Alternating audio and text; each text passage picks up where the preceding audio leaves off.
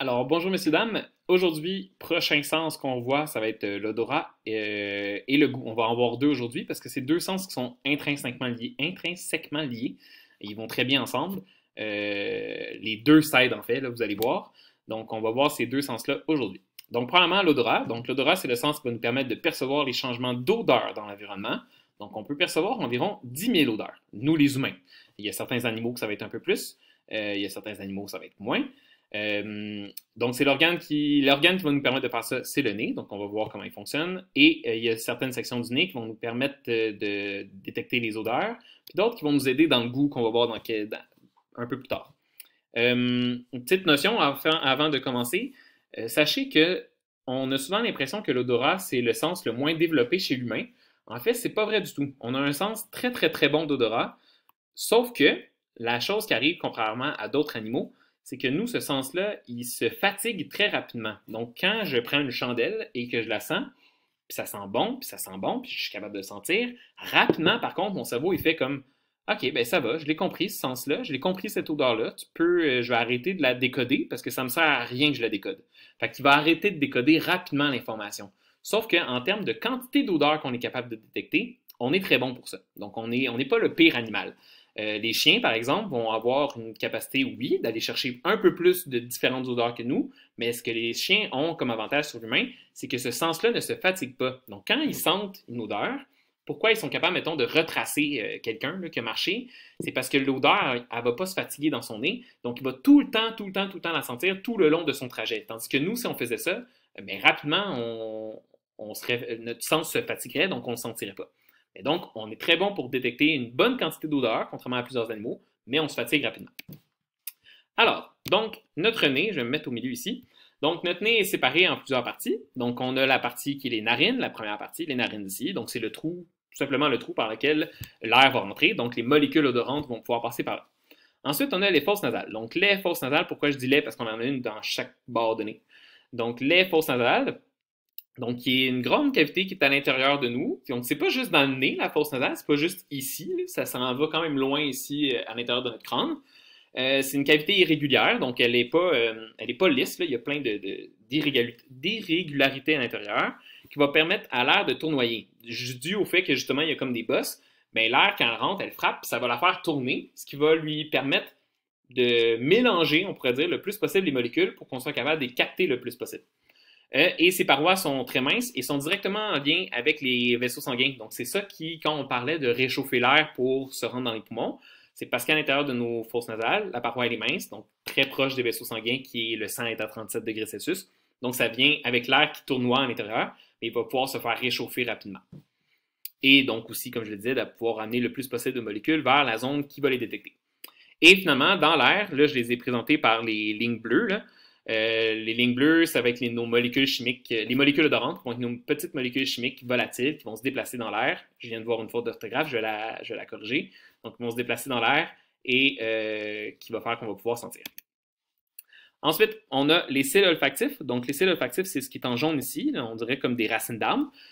Donc, ce n'est pas les poils. Donc, à l'intérieur de notre nez, oui, on a les poils qui vont permettre de capter les poussières, mais on a aussi les cils olfactifs. C'est l'extrémité de nos dendrites. Donc, si vous vous souvenez plus c'est quoi les dendrites, vous irez retourner voir la diapo sur les neurones. Mais donc, c'est l'extrémité des dendrites des neurones olfactifs.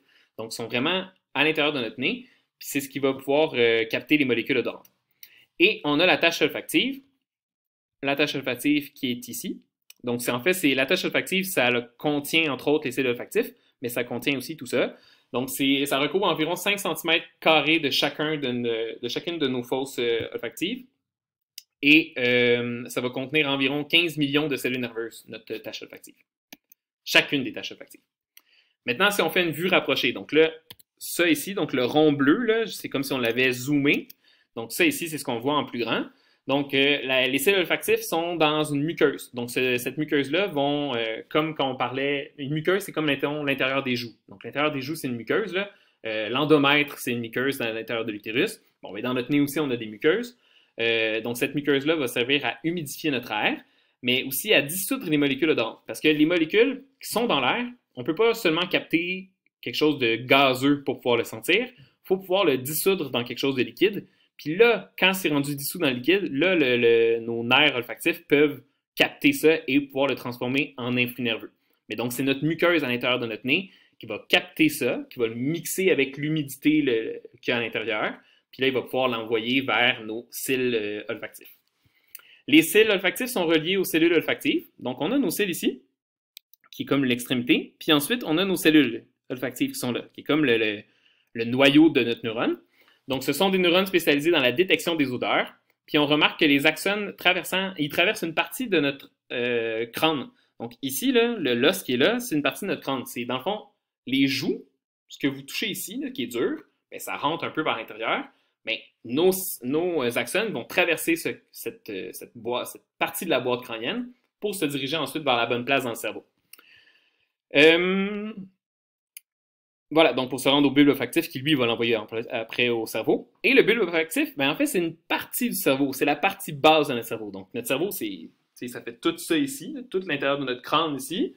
Ben, la partie basse qui est en avant, plus vers mes joues, ben, c'est notre bulbe olfactif. C'est pas lui qui va analyser l'information. C'est lui qui va capter l'information puis qui va l'envoyer à un autre endroit dans notre cerveau. Mais donc, c'est lui qui va, c'est ça, il va capter l'information puis il va l'envoyer à la bonne place pour se faire traiter. Donc, petite expérience que vous allez pouvoir faire. Donc, vous allez prendre un fruit qui est très juteux. Okay? Donc, comme une fraise, une pomme, une poire, un raisin. Genre, pas une banane. Une banane, c'est pas juteux du tout. Donc, prenez un fruit qui est très juteux. Là, que quand vous croquez dedans, ça éclate. Une orange, ça pourrait marcher aussi. Les agrumes, en fait, ça serait très bien. Fraises, agrumes, là, ça serait vraiment l'idéal. Ensuite, vous allez prendre une bonne bouchée. Vous allez déguster. Bon, c'est bon, etc. Rincez-vous la bouche. Donc, le plus possible là, pour qu'il y ait le moins de goût possible. Et là, vous allez refaire la même chose, mais vous allez pincer votre nez. Donc là, je veux que vous voyez la différence entre avant que vous bouchiez le nez, puis après que vous êtes bouché le nez. Puis je vais vous expliquer pourquoi il y a un lien entre les deux dans les prochaines diapos.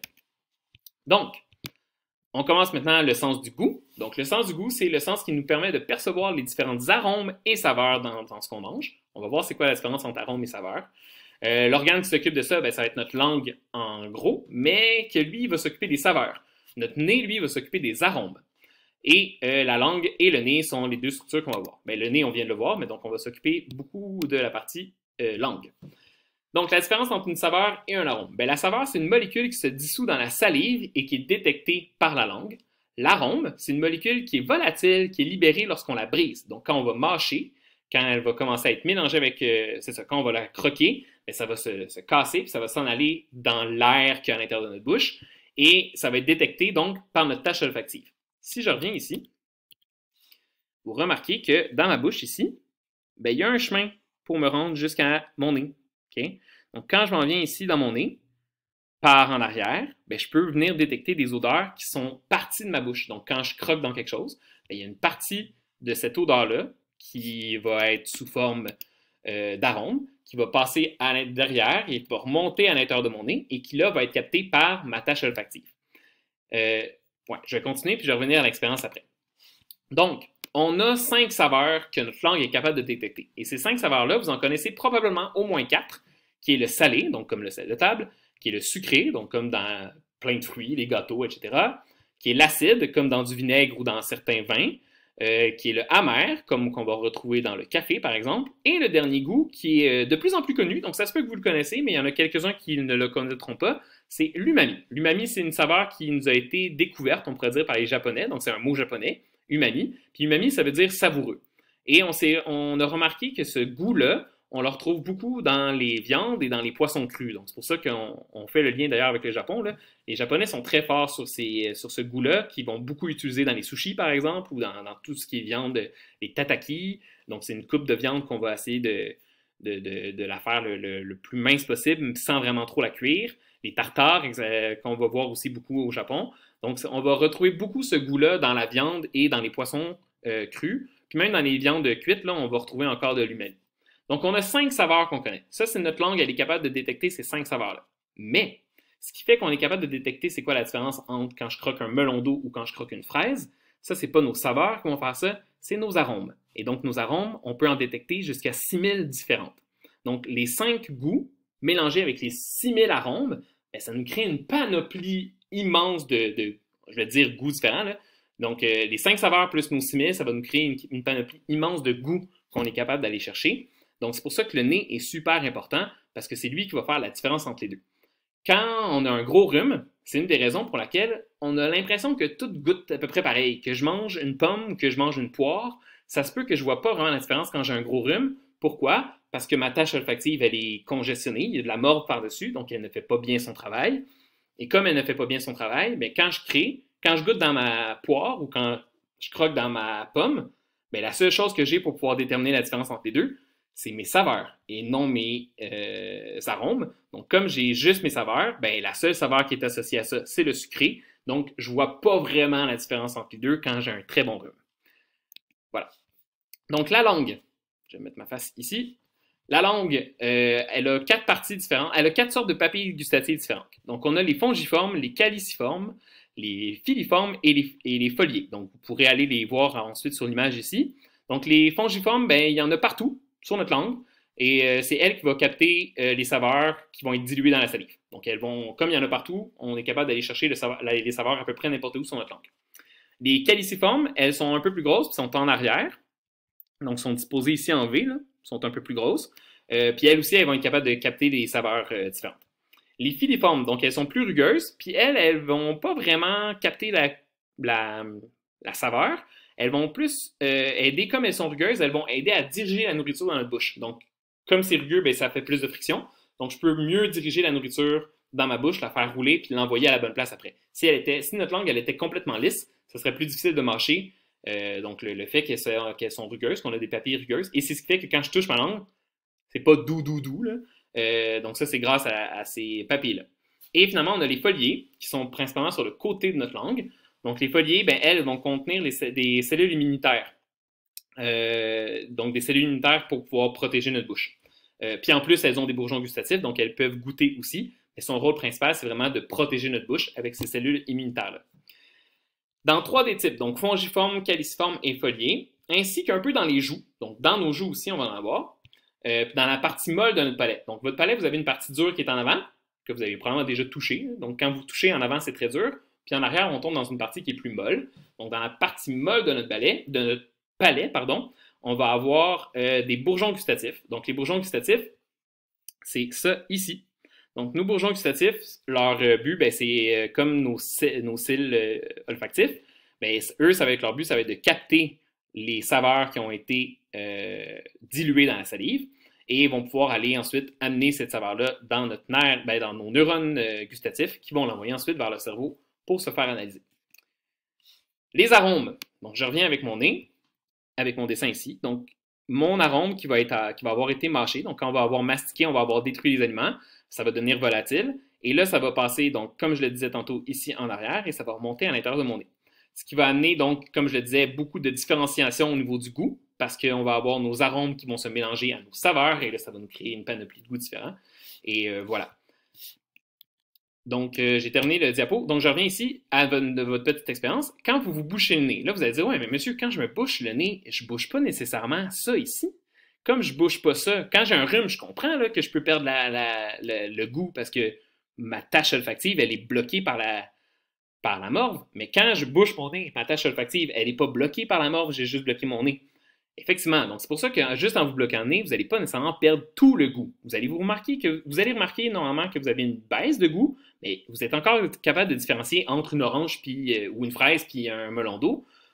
Parce que, effectivement, comme vous dites, votre tache olfactive n'est pas bloquée. Sauf que, en bloquant les narines, vous empêchez le mouvement complet des arômes volatiles. Parce qu'en vous bouchant le nez, il n'y a plus d'air qui peut rentrer. Donc, comme il n'y a plus d'air qui peut rentrer, il y a moins de mouvement qui va se créer. Donc, les arômes qui vont arriver ici vont moins se promener, donc vont être moins captés par nos cellules olfactives. Donc, c'est la raison pour laquelle une bonne respiration va nous aider à mieux sentir, mais aussi à mieux goûter. Puis quand on a un rhume, bien là, c'est le pire du tout. Les fumeurs, par exemple, vont perdre beaucoup de goût parce que les fumeurs, en plus de venir détruire une bonne partie de leur papille gustative à cause de la fumée, bien, à cause du fait qu'ils rentrent ça par la bouche, mais il y a aussi une partie des cils olfactifs qui vont être détruits à cause de la fumée. Donc, ils perdent de l'odorat, mais ils perdent aussi beaucoup de goût.